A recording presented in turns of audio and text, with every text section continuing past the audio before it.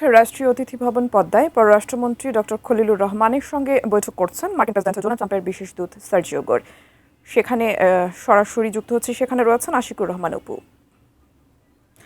অপু, এই মুহূর্তে বৈঠকের ব্যাপারে বিস্তারিত কি তথ্য রয়েছে আপনার কাছে, জানাবেন।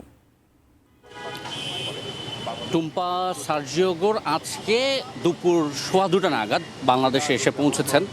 সার্জিও গোরের পরিচয় আপনারা ইতিমধ্যে জেনেছেন। তিনি মার্কিন প্রেসিডেন্টের একেবারে বন্ধুস্থানীয় ব্যবসায়িক পার্টনার। এটা তার প্রথম পরিচয়, ব্যবসায়িক পার্টনার ডোনাল্ড ট্রাম্পের এবং বন্ধুস্থানীয়। তাকে ডোনাল্ড ট্রাম্প প্রথম নিয়োগ দিয়েছিল দ্বিতীয় মেয়াদে প্রেসিডেন্ট হওয়ার পর ব্যক্তিগত কর্মকর্তা হিসেবে। এরপরে তাকে মধ্য এবং দক্ষিণ এশিয়া, অর্থাৎ এই এশিয়া মহাদেশের দক্ষিণ এশিয়ার 7টি দেশ এবং মধ্য এশিয়ার বেশ কয়েকটি দেশ, এই দেশগুলোর জন্য বিশেষ দূত হিসেবে নিয়োগ দেওয়া হয়, অর্থাৎ প্রেসিডেন্ট ট্রাম্পের সরাসরি বিশেষ দূত। তিনি একই সাথে ভারতে মার্কিন যুক্তরাষ্ট্রের রাষ্ট্রদূত, অনেকগুলো পরিচয়। তো তিনি এসেছেন, এটি তার প্রথম বাংলাদেশ সফর। একইভাবে বাংলাদেশে পরিবর্তনের পর, নির্বাচনের পর এই সরকারের সময়ে প্রথম কোনো মার্কিন দূতের এরকম বাংলাদেশে আসা।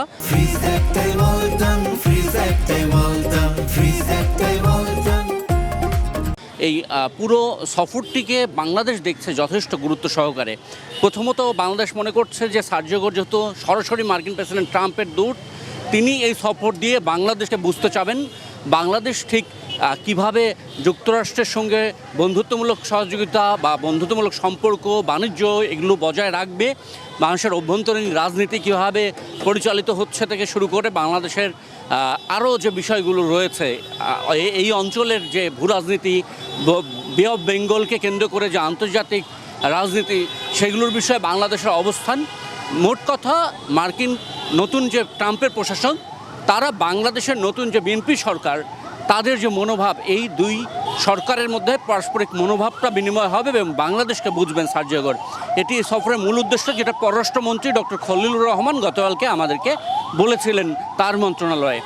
আজকে মার্কিন এই দূত এয়ারপোর্ট থেকে নেমে সরাসরি মার্কিন দূতাবাসে চলে যান। সেখানে সময় কাটিয়ে বিকেল ঠিক 5:45 এখানে এসে পৌঁছান রাষ্ট্রীয় অতিথি ভবন পদ্মায়, এবং কিছুক্ষণ আগে এখানে বৈঠকটি শুরু হয়। পররাষ্ট্রমন্ত্রী সহ পররাষ্ট্র মন্ত্রণালয়ের কর্মকর্তারা উপস্থিত আছেন। এখান থেকে তিনি বাংলাদেশ সরকারের আরও 2জন মন্ত্রীর সঙ্গে আজকে দেখা করবেন।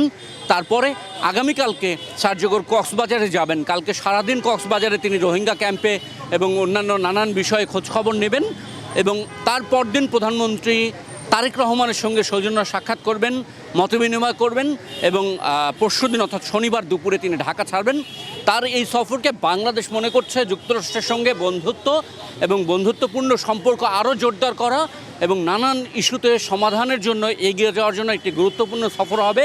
বাংলাদেশ যথেষ্ট গুরুত্ব দিয়ে এই সফরকে ডিল করছে, কিন্তু এই সফরের পরে আসলে সার্জিও গোর কী জানতে চান, কি বুঝে গেলেন, সেটা আমরা হয়তো পরে জানবো। একটু জানিয়ে রাখি যে তিনি সরকার ছাড়াও বেসরকারি নানান সংস্থার প্রতিনিধি, সুশীল সমাজের প্রতিনিধি এবং রাজনৈতিক দলের সদস্যদের সঙ্গে মতবিনিময় করবেন বলে আমরা জেনেছি। এগুলোর এখনও শিডিউল আমরা জানতে পারিনি। টুম্পা।